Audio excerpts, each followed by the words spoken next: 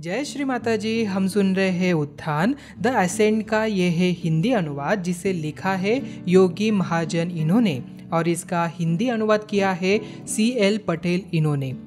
पिछले भाग में हम सुन रहे थे अध्याय क्रमांक 3 आध्यात्मिक उत्थान की 3 नाड़ियाँ।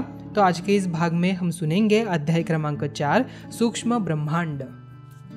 शरीर के भीतर भिन्न भिन्न एकाग्रता से करोड़ों प्रकंपनों मतलब millions and millions of vibrations के चक्कर लगाने वाली जैव शक्तियाँ चक्र कहलाती है। चक्र का अर्थ पहिया मतलब व्हील है।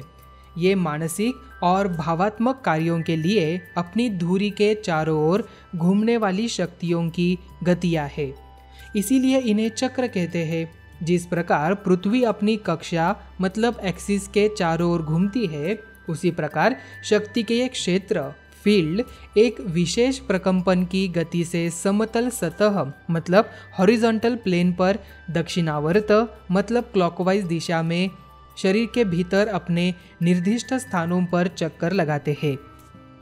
ये चक्र हमारे स्थूल शरीर के भीतर अपने अपने क्षेत्र में रीढ़ की हड्डी के बाहर स्थूल केंद्रों मतलब प्लेक्सस के रूप में उद्धृत है।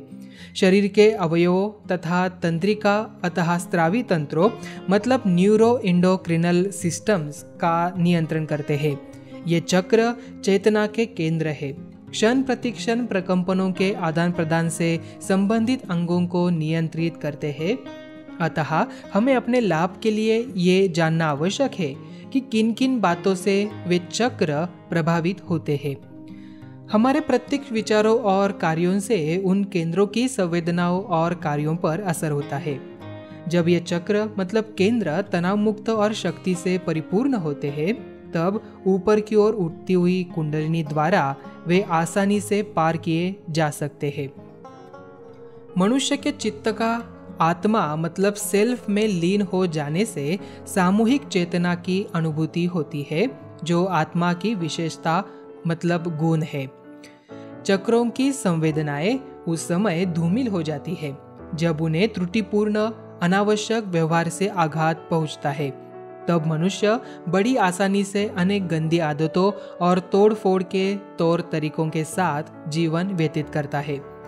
कुंडलिनी समग्र रूप में ऊपर को उठना चाहती है, परंतु यदि ऊपर के केंद्र पूरी तरह से खुले नहीं रहते तो उसके कुछ ही तार मतलब थ्रेड्स उन्हें भेद कर ऊपर उठ पाते हैं। कुंडलिनी कुछ हद तक ही ऊपर की ओर उठकर रास्ता बनाती है।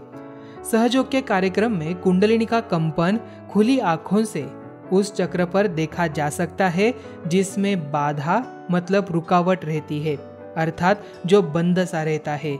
वो उस चक्र में शक्ति की कमी की पूर्ति करती है, रोग या बाधाओं को दूर करती है तथा अपने उत्थान के मार्ग को साफ करती है।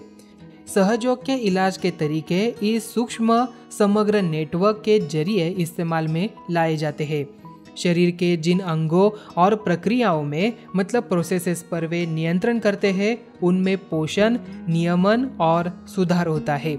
इसीलिए वे बीमारियों को जड़ से उखाड़ फेंकते हैं। अनुकंपी और परानुकंपी दोनों तंत्रिकाएं चक्रों मतलब प्लेक्सस पर एक दूसरे के विपरीत कार्य करती है। जैसे चक्रों को परानुकंपी विश्राम मतलब रिलैक्सेशन देती है या उन्हें शक्ति प्रदान करती है। इसके विपरीत अनुकंपी उन्हें निचोड़कर उनकी शक्ति को ले लेती है और उन्हें संकुचित कर देती है।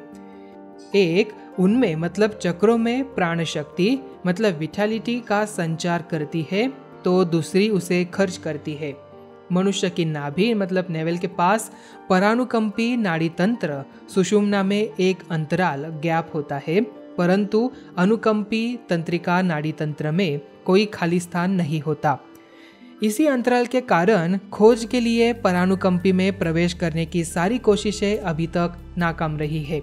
ये नाड़ियाँ उन 3 सीढ़ियों के समान है, जिनमें से 2 तो जमीन पर टिकी है और तीसरी या बीच वाली सीढ़ी जमीन के ऊपर हवा में लटकी हुई है।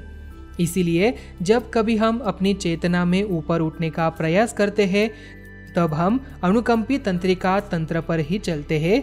या ये कहना उचित होगा कि अब तक मानव जाति ने विज्ञान से जो कुछ किया है और पाया है, वह ज़्यादातर अनुकंपी प्रयत्नों का परिणाम है, जिससे मनुष्य पदार्थ और उससे प्राप्त शक्ति के आयामों तक सीमित अधिकांशतः अपने विनाश का ही साथ सामान जुटा पाया है।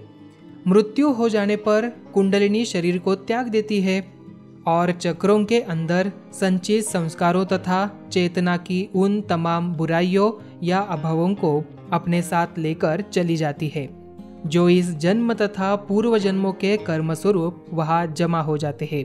अतः हमें स्वर्ग जाने के लिए मृत्यु का इंतजार नहीं करना चाहिए।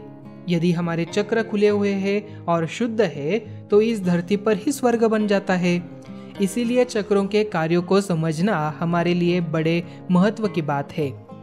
जिस वातावरण से चक्रों को पोषक तत्व मिलते हैं, यदि वो प्रदूषित हो जाते हैं तो चक्रों में खराबी आ जाती है, जिससे मनुष्य रोगग्रस्त हो जाता है और असहनीय वेदनाएं भोगता है।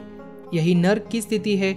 नरक मृत्यु के बाद की अवस्था नहीं है, बल्कि विपत्तियों की दशाएं हैं जिन्हें हम इस धरती पर झेलते हैं। इससे 3 बातें स्पष्ट हो जाती है। पहली तो हमें अपने मूल या चक्रों को पहचानना चाहिए।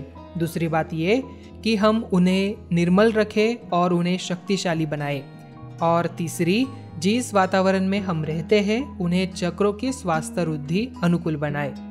सहयोग में प्रत्येक व्यक्ति के लिए अपने स्वयं के तथा दूसरों के चक्रों के प्रति संवेदनशील होना या उन्हें महसूस करना संभव है। इस प्रकार की संवेदना से व्यक्ति अपने स्वयं के चक्रों की दशा तथा उन पर शारीरिक और मानसिक कार्यों के प्रभाव को निश्चित रूप से जान सकता है।